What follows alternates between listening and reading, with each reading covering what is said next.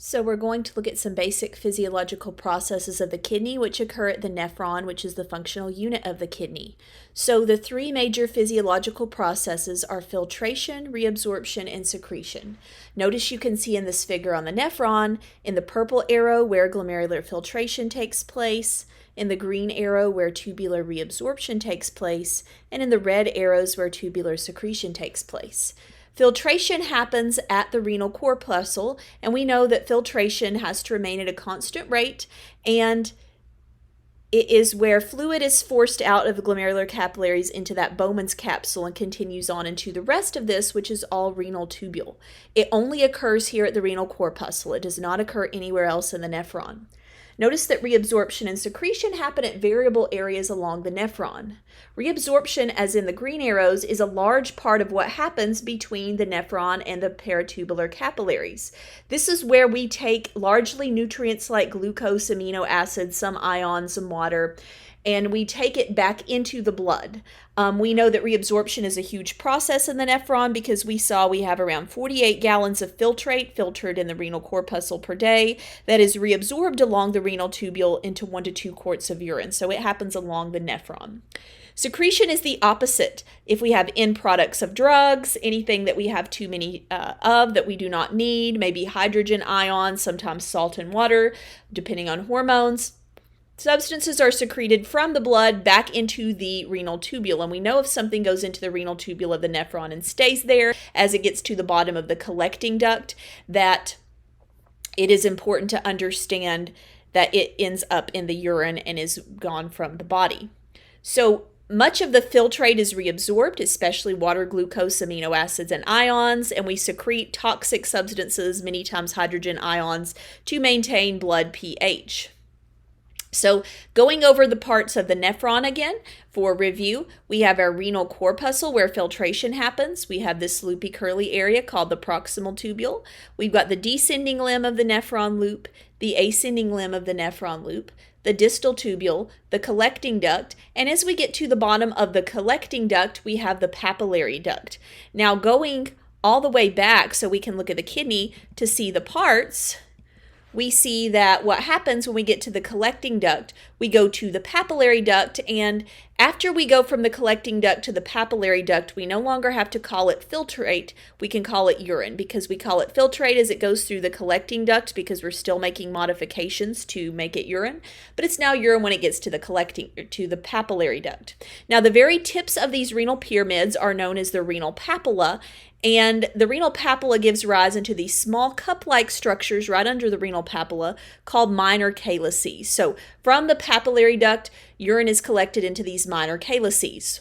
2 or 3 minor calyces together go into an outline kind of hard to see called a major calyx. Major calyx I described as a gutter-like structure that opens into this big open area known as the renal pelvis. So urine all drains from the minor and major calyces into the renal pelvis. From the renal pelvis, it drains out through the ureter into the urinary bladder, which is a temporary holding area, and then out through the urethra. So just kind of a summary of where everything goes there.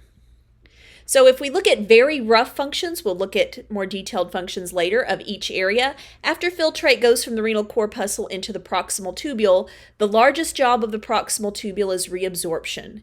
It reabsorbs 100% of organic solutes like glucose and nutrients, 65% of the water, sodium, and potassium that came out in the filtrate at the renal corpuscle, 50% of chloride ions, and then 80% of bicarbonate ions. And remember, bicarbonate is HCO3 ions that were produced when water and CO2 got together as we help to transport CO2 through the bloodstream, catalyzed by the enzyme carbonic anhydrase from red blood cells. So that's how, remember, bicarbonate, 80% of our CO2 is carried through blood. And it is an important buffer because we need to keep blood pH very tight between 7.35 and 7.45. We will secrete waste like urea, which is a normal breakdown product from amino acids, and hydrogen ions. The nephron loop, it is important to remember that the descending and ascending limb work differently.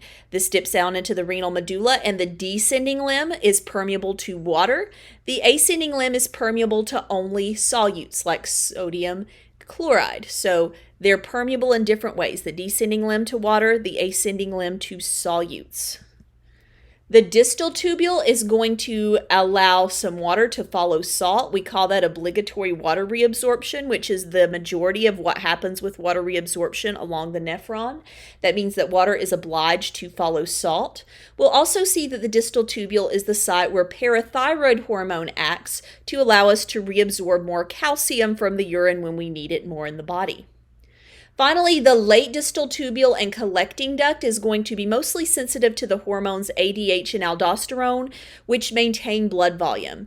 ADH allows us to increase water reabsorption. Aldosterone is namely focusing on sodium chloride, where we have water following it, and also potassium secretion. There are different routes at which we can reabsorb substances, so they are called paracellular and transcellular reabsorption.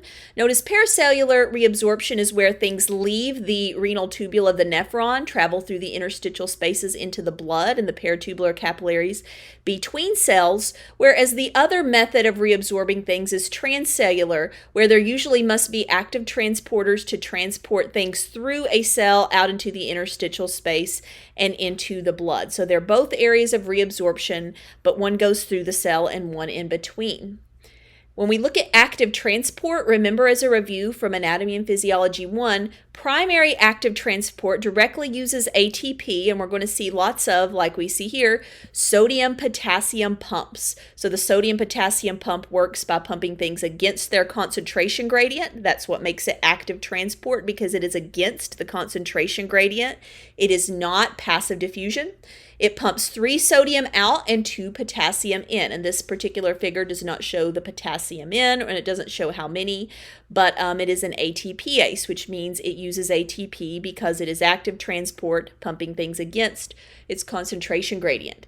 Secondary active transport means that we are using a gradient to pump things, again, against their concentration gradient. That's why it's active transport and not passive. We've got symporters that move 2 substances in the same direction, and antiporters which move things in an opposite direction. So you may want to review primary and secondary active transport if you might have forgotten that. So we see the same thing, some transporters in our proximal tubule. Here we see a sodium glucose symporter, which means it's pumping one of those against its concentration gradient, but sodium and glucose here are going the same direction, and that's what makes it a symporter. Here glucose is following the gradient of sodium, and that's why it's secondary active transport. Sodium-potassium pump is pumping both sodium and potassium against their concentration gradient, directly using ATP. It is an example of primary active transport.